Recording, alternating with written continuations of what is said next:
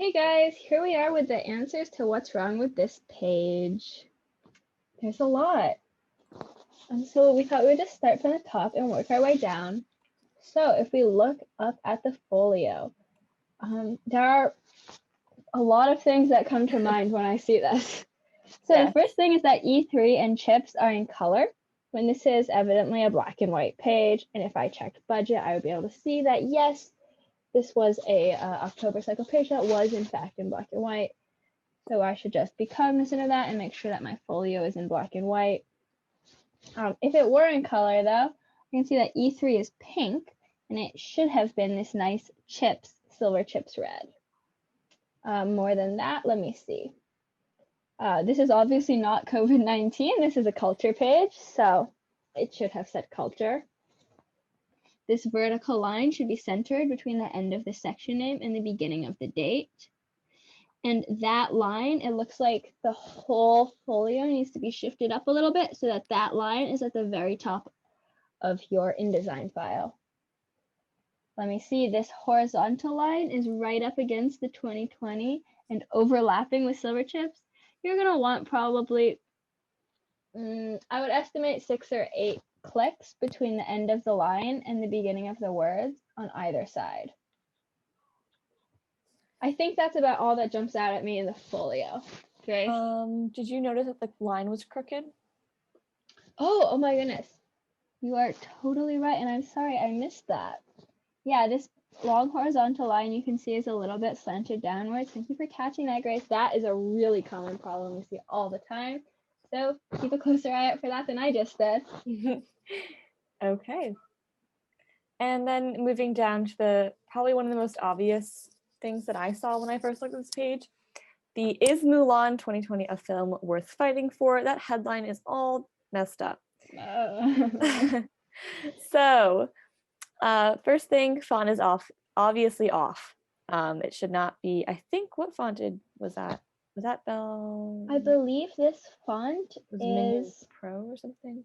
No, Franklin Gothic Book, Franklin I believe. Gothic Book. Okay. It should be Bell and T, like we see here, and Love from 6 Feet Apart. Another thing, yeah. Sorry, is that this headline is all capitalized. Normally we just want the first word in addition to any proper nouns capitalized, so is and Mulan, but the rest should be lowercase. That's a problem I see again down here with love, capital from, feet apart. That's not what we want. It should be capital L for love, and then everything else lowercase there. Another thing that I'm noticing just looking at the page is that this one is centered while this one is right justified. That's not what you ever want to see. If one headline is centered, the one on the other headline should essentially always be centered as well, unless you see a really compelling design reason for it not to be, which there is not on this page. If one is going to be right aligned, you pretty much need the other headline to be left aligned to counterbalance it. Or you can have 2 left aligned headlines, but this center and right is just not going to fly. Yep. And then moving. Ooh, no, one more thing. Sorry. Oh, no, you're fine. You're fine. Is that Love from 6 Feet Apart is bigger than Is Mulan 2020 a film worth fighting for? But headlines are supposed to decrease in size going down a page, so that headlines at the top are bigger than headlines later down. So this should really be a bigger font, and that one could probably be a little bit smaller. All right, I think that's it for headline. Good catch, yeah. Well, not necessarily actually. 6 should not be spelled. I don't know if we're gonna get down there when we get. Let's wait until we get down there. Okay, yeah. Right, so if we look right here, Sylvia chips in, maybe the default author in the Creative Cloud library files, which you will learn about in a bit. And so oftentimes people forget to change the author. Please don't do that. There is no one named Sylvia Chipson on Silver Chips. Another thing, editor-in-chief. Editor-in-chief should both be capitalized. Staff titles are capitalized, although the N isn't an editor-in-chief, but if you're like staff writer, the S and the W should be capitalized. And just for editor-in-chief, there should be a dash between editor and in, and then in and chief. And obviously, Sylvia Chipson is not a real person, but she's also not our EIC. So if Sylvia Chipson so be sure you're matching. Person, get the right titles. Matching the right titles too. That if someone is a senior writer, an editor, or whatever. You're not just writing staff writers. And if you're not sure, just you can always shoot them a Slack message. Okay. Okay. I think that is mostly it for the byline. The next thing is that text should be aligned at the very edge of your PDF. So I know that on the page, it looks like there's space between the edge of the text and kind of the edge of the page, but that actually shows up when you go to print. Your PDF should have text all the way aligned on the left and all the way aligned on the right. And then that byline should be aligned just above the column, the first column. It is actually correct that the byline, the top of the byline is even with the top of the text. I think it is even. It may be a couple clicks off. It But should be okay. even with the top of the text, like this, as opposed to down here above the text. That is not what we want. We want it even with the text. And that column should be shifted over so it's right against the edge, like I was saying. This column shifted to the right so it's against the edge. And then there should be bigger spacing between the columns. You can tell it's not even. That is a smaller gap than that. It should be exactly 1 pico between every column. And the same goes for the bottom story here. Okay. And if we're and you should, sorry, go ahead. If we're talking about column alignment, the bottom is all messed up, but I'm sure we'll get there once we get there. Yeah. Looking at the text wrapping around this image, boy, is there a lot to talk about. If I look right here, I can see this looks like Hollywood, but I, as someone, me, did a bad job with this pretend text wrapping, right? So that the W is getting cut off in part of the O. Be careful with that. That's not what we want, but that's a pretty common mistake when you're just learning text wrapping. Another thing is this RY telling and. You generally don't want that few words in any location. You should just kind of cut that column off and have these words start in the next column. And one other thing is that this is kind of tricky to read. You know, its performance has been it's not terrible, but also if you can try to make it a little easier to read where all the words are less weirdly spaced out. And that just takes a lot of fussing and kind of getting used to using InDesign. Yep. Another thing that I'm just noticing looking at this text is that most of the paragraphs have no tabs. I was about to say that. Yep. And one thing that I see is that a couple of them do with these ginormous tabs that are just going to have been copied in from the text formatting in the writer's Google Doc or Word document. Although just to note, that's not this writer's fault. We added those just so that we could have that big mistake to catch. Oh, I see one. So you should just click in there and delete. There's another one right over here. You just gotta be pretty careful when looking through the text. Yeah, Grace?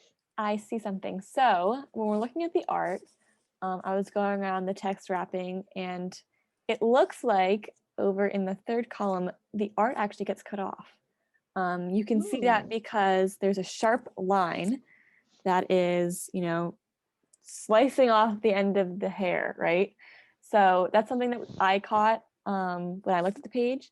It's something like, I guess some people wouldn't catch because it's kind of minimal, but the artist did work really hard on this piece, so we should make sure that, that everyone gets to see the full. And that's all about just being careful while you're doing text wrapping and taking a really close look at your page. One other thing kind of related to that art is this artist's credit. A couple things. First, I don't think this was Shashi's art. You should make sure that whoever the artist was is getting the proper credit for their page. And it's really amazing art, and we want to give that artist credit. I believe it was Sonia. Props to you. This is amazing art. Another thing, when you do put the artist's name in, you should spell it right because that is not how Shashi's name is spelled. I think artists and photographers' names get spelled wrong pretty regularly, so we should just keep an eye out for that. Sadly, and we should just make an effort to spell them all properly and kind of check against the staff contact info sheet or how it's spelled on Slack. And then another thing is that it is way too big.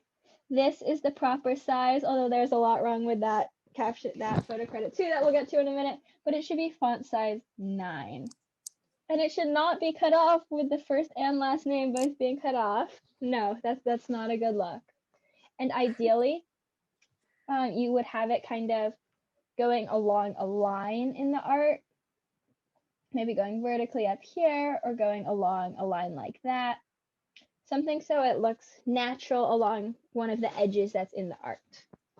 And it doesn't look like it like complements the shape of the art in the page. You don't want to have it kind of obstructing some flow. Absolutely. Something.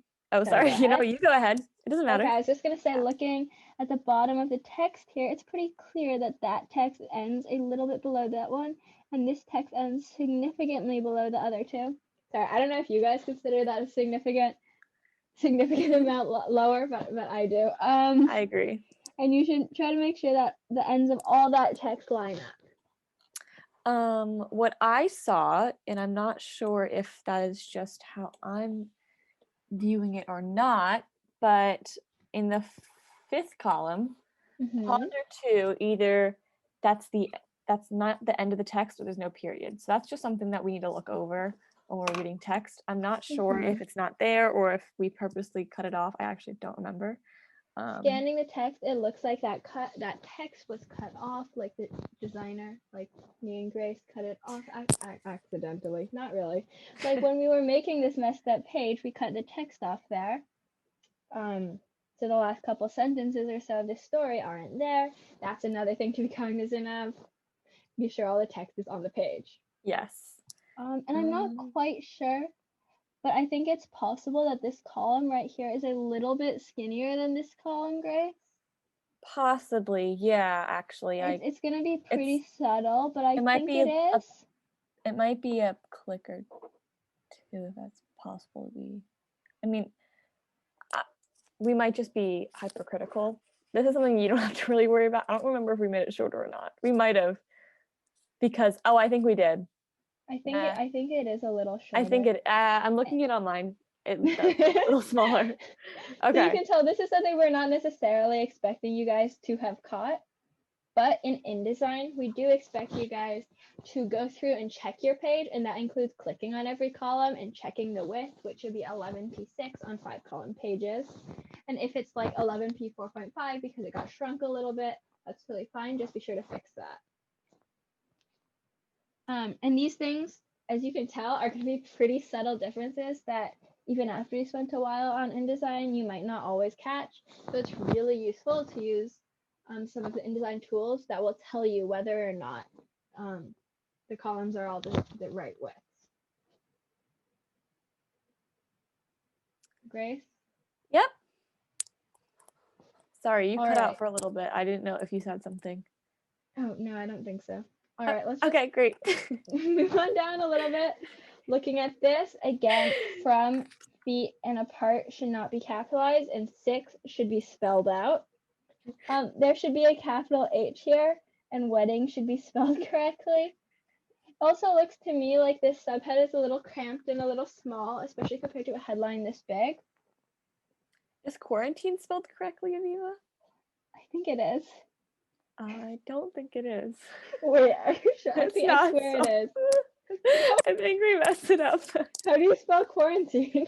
I think we added an A somewhere. No, I swear this is how you spell quarantine. No, okay, I'm looking it up right now. I think we added it. Juniors, you should be sure you're spelling things right. Wait. I don't know. Q-U-A-R-A-N. Oh, yeah, we spelled it right. It is spelled right. Okay. It's good that Grace was really thinking about it and had the willingness to check. That's always good. I'm pretty sure that one actually is spelled right. I thought we misspelled it. Maybe my memory was wrong. I thought we misspelled 2 things. I don't know. Okay, anyway. Continue. Byline. Here we go. Yeah. Nice, Grace. Okay, again, Silvio Chipsman, not a writer on staff and not the news editor. Also, this art, I don't think it is. This was like a feature style piece, I think. Yep. And so one thing with that is that oftentimes the an opinion byline is going to show up in sections that aren't opinion when we do have culture opinions or COVID-19 opinions or sports opinions. But you just kind of have to think and maybe talk to the writer or the section editors about whether or not the pieces are opinions. And this one's just not. All right, and then again, the byline is way too far off. It should be aligned with the top of all this text, which isn't aligned either, as you can see between the difference there and the difference there. All right, so I see that this does have tabs that look pretty much the right size, but there are also some random spaces, interlines between paragraphs. This is a pretty common mistake that crops up in drafts. So just be sure to go through that text and delete those interlines, just like with those kind of extra large tabs up here. Another thing, I see right here that we have a M dash that was split into two smaller dashes. Again, this is not the writer's fault. This is what me and Grace and I added when we were making this page. But just be sure to have those unbroken M dashes, which you can always copy in from Google. Another thing I see looking is that the bottoms of letters are being cut off, like the bottoms of those G's and P's. So that's a super common mistake that comes from aligning the bottom of most letters at the bottom of the page, but really you should align it a little further up, about 1.5 clicks, as you'll learn soon, so that the bottoms of things like G's and P's are at the bottom of the page so they don't get cut off when the pages are turned into PDFs like that one. All right. Another thing, this window quote is kind of, God, horrifying. Yes. To put it mildly. One thing, window quotes should be aligned against the left side of the column so that that edge where all the text is aligned with the edge of the column text. The name should be in all caps. This does look like it is a quote from the text, so at least that's correct. And it is a quote from the text that is fairly near where the window quote is, which is generally something that we aim to have. So that part actually looks okay. There is too little space between the text here and that line. It should be moved down a little bit and then again moved to the left. Yeah. And then of course none of the columns are aligned because this column should be all the way against the left, this one all the way against the right, with a full pica between each column. And the alignment between like them, the spacing's off as well, which is between the columns. Yeah. As you can see, that gap is way bigger than that gap. Not what we want. Then moving farther over this picture, a lot of things. Starting with the photo credit, courtesy of Bert Padmore. So, first, there is no photographer on staff who goes by Bert. You should be sure some people use nicknames and some don't in their bylines and credits, and you should be sure just to ask them because that's up to the individual artist, photographer, or writer. Another thing, Bert Padmore here being short for Robert, as in Bobby, in case that wasn't clear, is a staff photographer. And so if a staff photographer took a photo, there is no courtesy of. Courtesy ofs only come in when we're using photos that were taken by people who are not on staff. This photo was in fact a courtesy of by someone totally unrelated who it was not on staff. And so we should just be sure to get those photo credits right. And oftentimes with courtesy of photos, those photos are obtained through the writer. So you can just always Slack that writer with a quick message asking who the courtesy of is. Also, another thing, this should be in all caps and it should be at the bottom of the photo, not the top. Okay. And then with the caption, safer ceremony seems like an okay little blurb right there. But students participating in the strike square gags the protest inaction while continuing their education. That is not relevant to this photo about, a couple getting married. That is the default headline. The default caption in our CC libraries. In our CC libraries, which is the place where you can just drag and drop elements from. This is the default one in there. And so oftentimes people forget that they should be slacking the writer and photographer asking for a good caption. So we don't want this caption to be showing up on our pages. Let's be sure that we're talking to people to make sure we get captions that actually describe the photos. Then again, this is going to be on the bottom. the bottoms of those G's should be moved down so they touch the very bottom of the page. And photos should generally not be this weird shape so that there's this weird amount of space between the text, between And the column and the photo. I would make this photo a little bit bigger so that it spanned 2 full columns. Another thing, looking at this text, that definitely looks like the sentence is getting cut off, and so that, you know, I need to find a way to work in a little more text into my design. Yep. One thing that I do approve of, though, is that this photo and this art are both in black and white, so that's really good to see. I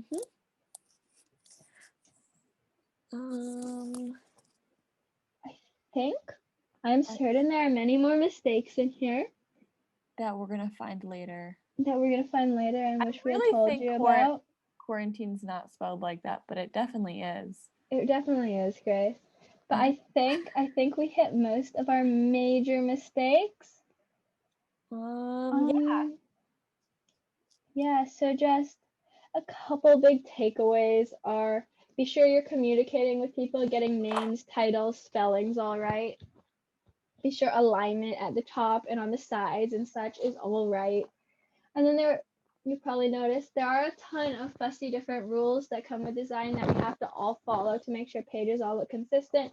And we'll be there to help you and kind of point out when things need to be fixed. But really, please, I hope you've already taken a look at our InDesign manifesto, and I hope you're going to become quite familiar with the rules in there.